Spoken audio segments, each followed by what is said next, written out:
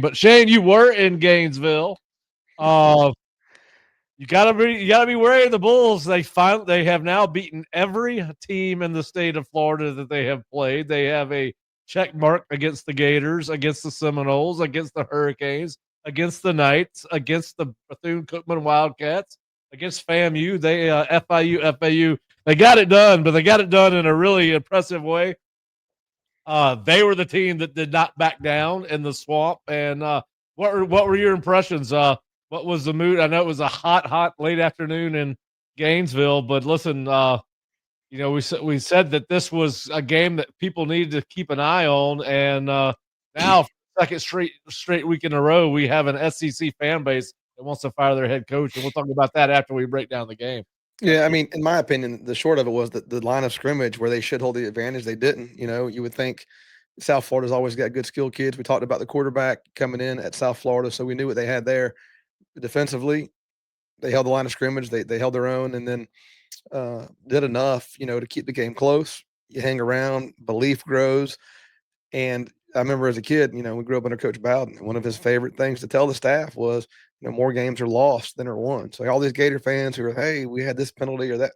Well, that's the game. That's playing. That's coaching. And you can go back and lament all those things. But it doesn't change the fact that you got outplayed by a team that should never happen. I mean, it really shouldn't happen. The fact that you're calling off all these victories and it has happened, it really never should happen when you consider how well resourced one program is compared to the other. But yeah, just not surprised. We knew that you and I talked about it would be a game, and if Florida did not come in ready to play, this was very possible.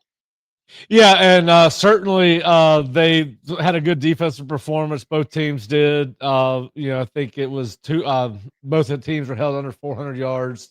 USF had 391, Florida 355, 128 on the ground for USF, 133 on the ground for Florida. And really, it was just a lack of listen, Florida had 2 touchdowns called back because of penalty, a holding penalty, and then a pass interference penalty, I believe.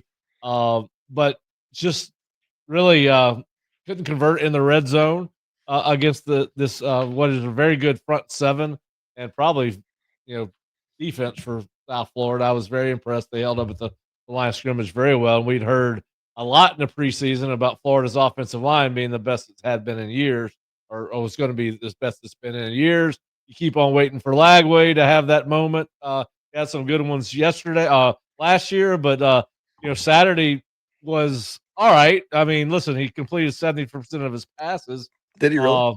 Yeah, it didn't feel that way. Sitting there, it did not. It was my first time, and maybe it was because the misses were what they were, but sitting in the stands, it felt like he missed several wide open throws, whether it was short, overthrown. So I was not real impressed. Seems like a great kid, all the stuff I've heard, but in my one viewing, he didn't make the plays to win this game. Yeah, when I looked at the stats, I thought both quarterbacks were all right. I didn't think that either one of them was very. I think they're both got the potential to be good quarterbacks. But Brown for UCF, 23 of 30, or USF, 23 of 36, 64%. So both of them were solid, but neither made big plays. And you got to give credit to both defenses; they did what it took to win in the red zone. Although, listen, they were 5 for teams combined, 5 for 5 in the red zone, but no touchdowns. Right? I think that is the big thing. Is it was a field goal fest, and the team that played the best won, the tougher team won. Grammatica with a winning kick down there at the Bulls. How about that? Another Grammatica doing his thing. Another Grammatica. Yeah. So listen, it was fun to watch. Obviously I was pulling for USF. But yeah, listen, it's gotten Billy in a whole lot of heat. And we said coming into the season that USF would be lucky to be 2-2 coming out of the month of September with a date at Miami next, and obviously Bethune-Cookman after that. I thought 2-2 would be good, but listen, they got a chance now to be 4-0 coming out of this stretch. We'll talk a little bit about the Miami game in our weekly previews coming up later in the week. But you were there. I guess the the game kind of speaks for itself. What was the atmosphere like after the game? You were with some Gators. I was sitting, I was sitting in I think a bull gator, type seating section. So it was interesting. Didn't have a dog in the fight, so my daughter and I were taking it all in, and I you could sense the growing frustration, the boo bird starting to show up. Whether he was right or wrong to throw the ball on first down on the final series and not force USF into a timeout. Uh, Billy didn't seem to think that was a big deal, but up in the stands, it continued to be like a snowball. And then, as you know, they're driving down the field. They make the big play on their sideline on the little flare pass to the running back. And at that point, it was, they had a minute to figure it out, a minute of game clock to figure out they were going to lose. So it was interesting. A lot of hot fans and a lot of happy Bulls. My daughter, so that's the fourth place I've taken her now in the last 2 years. She's been to Tennessee, South Carolina, Florida, and then Florida State, of course, many times. But she said, unbiased opinion, that it was the fourth best environment she's been in the last 2 years. So take it for what it's worth. We might need to have her tested for something. I don't know. That seems out of all the places she's been, that's for. Of course, now listen, she's gonna obviously have a hometown feel for Florida State. I don't know where she ranked Florida State on that list, but Third. So where was South Carolina? Second. Who was first for her? Tennessee. If you've been to a game at Tennessee, it is. It's 100,000 night game. We were there at a night game. It's like a rock concert. It's it's a special place. It is. The river. The last time I was there was a G8 South Carolina. We were getting our teeth kicked in, so it wasn't a lot of fun. I was watching Jamal Lewis running up and down the sideline. So depends on what capacity you're there as. Yeah. There was nothing fun about that. I think it was 31-7. We lost that game. All right, so listen, hats off to USF. The hottest name in coaching right now. The hottest team. I mean, if you're Alex Golesh, right, you have really, unless you stub your toe the rest of the way, you have the ability to be the hottest name in the cycle, along with a guy like Summerall or whoever these next group of 5 wave of head coaches are. So I think he wrote his ticket out of Tampa, and then playing with house money this week versus Miami. Yeah, listen, we're going to hear his name every week the rest of the college football season as a guy that will end up at a Power 4 school next year. You look at their schedule, Miami this week at number 5, Miami right now, a 17.5-point favorite. Again, I think that that's house. You go ahead and take the Bulls and the points. I don't think there's any way Miami beats them by 18 points. This team's playing way too good right now. Then the Bulls have South Carolina State, Charlotte team they'll be considerably better than, a North Texas team they'll be considerably better than, FAU. Then they get Memphis in late October, followed by UTSA, who are the top 2 teams in that conference coming into this season, at least media poll wise. Then you get Navy, which is always a interesting game. I don't care who you are when you play Navy and Army. It's always interesting, as Kansas State found out this weekend. UAB and Rice. So listen, Shane, outside of Miami, they have a legit shot to run the table at USF, and it's clearly short of a letdown, will be a part of the college football playoff conversation as we get into late October, early November. Doing a great job, and where they started from, having to rebuild that after Jeff and those guys had a tough time. So it's really impressive to watch what he's done, and he's on his way.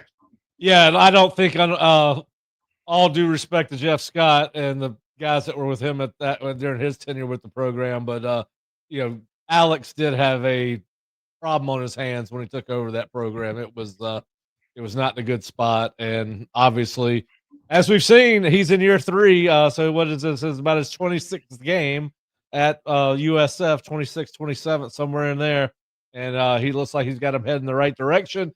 And it reminds me of Brad Lawing telling me when I was sitting at the swamp for a camp one summer, Pat, if you can't turn it around in 3 years in the state of Florida, you can't turn it around. He was talking about the FSUs, the Floridas, the Miamis, the USFs and UCFs of the world, that the players are here. You just got to pick the right ones, get them into your program, and get them going. So USF, listen, if you're basing everything off this year's resume, they are going to be one of the top 2 or 3 ranked teams in the country. Now, they came in at 18 in the one of the I don't know, it was the coaches poll, the writers poll, but right now, if you were sitting here doing a 2025 resume based only poll like our buddy Danny Cannell does, he's got a number one. It's hard to argue that based off their 2025 resume. But yeah, uh, this creates a whole nother bag of issues for South Florida. And how are they going to hang on to Golesh if they keep this up? Because there's going to be some jobs open, and one of those jobs that might be open, maybe the one in the town that he just left. Again, second week in a row, an SEC coach is getting fired after a loss. We'll see how that works out in Tuscaloosa and in Gainesville. But certainly a lot of people, both fans that are close to the program, and obviously some of the national pundits are calling for change in Florida. We'll see what happens. But I want to listen to a couple of things that were said. One by Josh Pate, and then one by Paul Feinbaum. So let's check out what these guys had to say following the loss, Shane. And I want to get your thoughts. Well, I guess you call it a USF win. We're not going to call it a Florida loss. We're going to call it a USF win. Let's listen to what Josh Pate had to say about the Florida program after their loss to USF. I'm really conflicted on Billy Napier because there's a lot I love about him. I love his mentality. I love his temperament.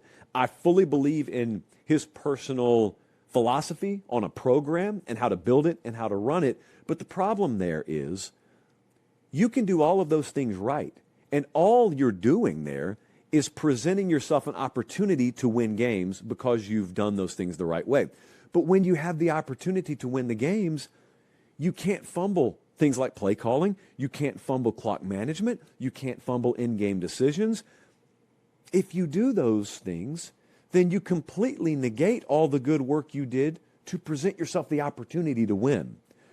That's where the conflict is for me, because I see a lot of the characteristics exhibited down there that I believe in. Because there's a lot that Florida does, that Billy does, that's the same thing that other successful coaches do.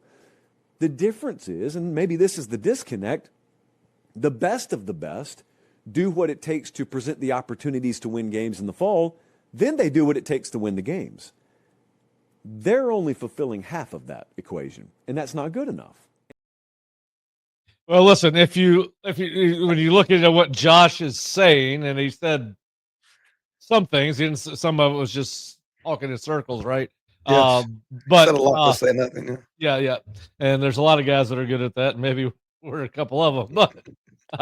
But listen, I think what he's saying is, listen, he's been trained by Nick Saban. He comes from that tree. He's seen the way a program should be run in a day in and day out basis. But at the end of the day, he's not Nick Saban. He doesn't have the same assistants on that staff. It's different, right? I mean, there's examples of that all over the place. I can't think of many programs I've been a part of as a coach, or my friends have been a part of, that didn't try to do things the right way. The way he's talking, that are there some idiots out there who don't know how to run a program? Sure, but that's not what it comes down to. Most times, it comes down to those great players you have versus the other 11 guys you're playing against. Right. So all those things, at the end of the day, you got to make plays, and it's usually who has the better players. In last Saturday's case, that wasn't, which makes it, appalling for Gator fans. But yeah, all the plans, the best laid plans until you get punched in the face, right? Everybody's got a plan until you get punched in the face. So, end of the day, just win, baby. Al Davis.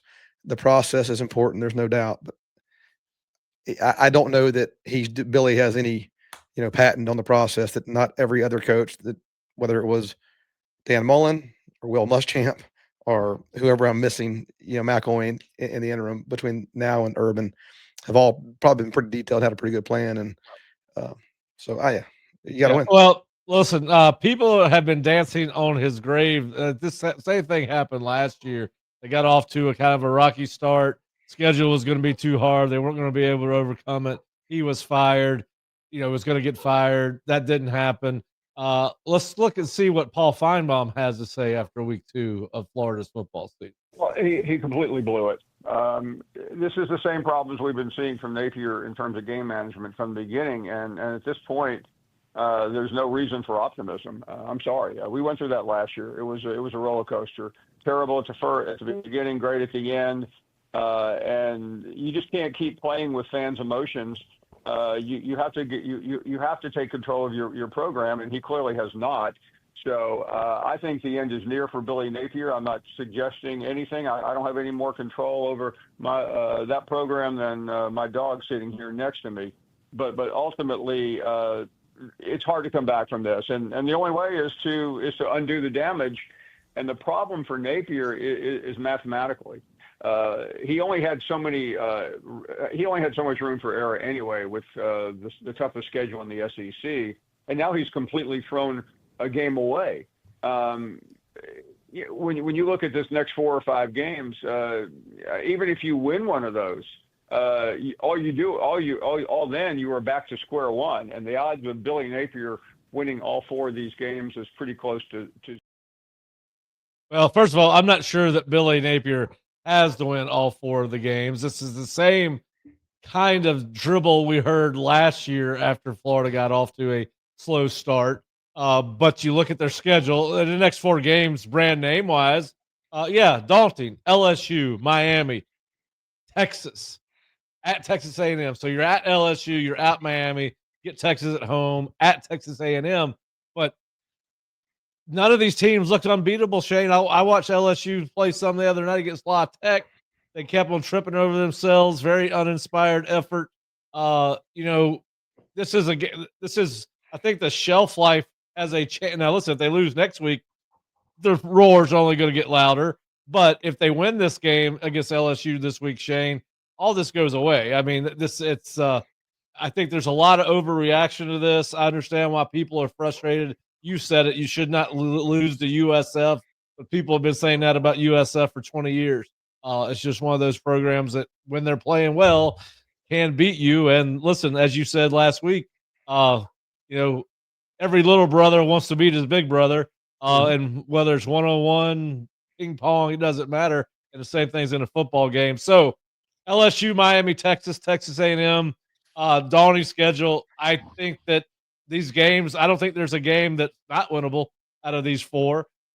Then you got Mississippi State, Georgia, Kentucky, Ole Miss, Tennessee, Florida State. So it's not an easy schedule. And I guess if you're going to play it out the way teams are ranked now, which you got LSU number 3, Texas will probably end up being ranked before they end up out there. I'm just not convinced that it's we've reached critical mass at Florida like most people are saying. I guess my question always is, if Florida holds on, gets a stop, and they win the game, by a point, there's still going to be this uproar temporarily. But are you upset with the process to the point that Josh paid? If you're an administrator or a booster there, what is the issue? Is it the process? Is it something more glaring? Is it something you're doing philosophically that's not holding up? But I'm like you, give it time.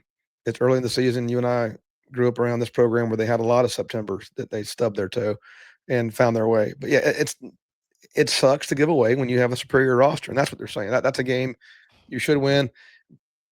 But all those same people who are bagging on him now, I'd love to see what Paul Feinbaum was saying, back on last November, whatever, when they won their game and they were singing his praises. So these guys, they ride the roller coaster of the media.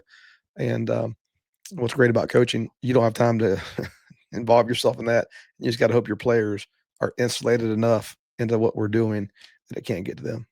Yeah, listen, this loss is going to look a lot different if South Florida ends up going 11-1, 10-2 in the college football playoff, in the American Conference Championship game, highly ranked. This loss for Florida will look a lot different 10 weeks from now. And listen, again, everyone was dancing on Billy Napier's grave. Same time last year.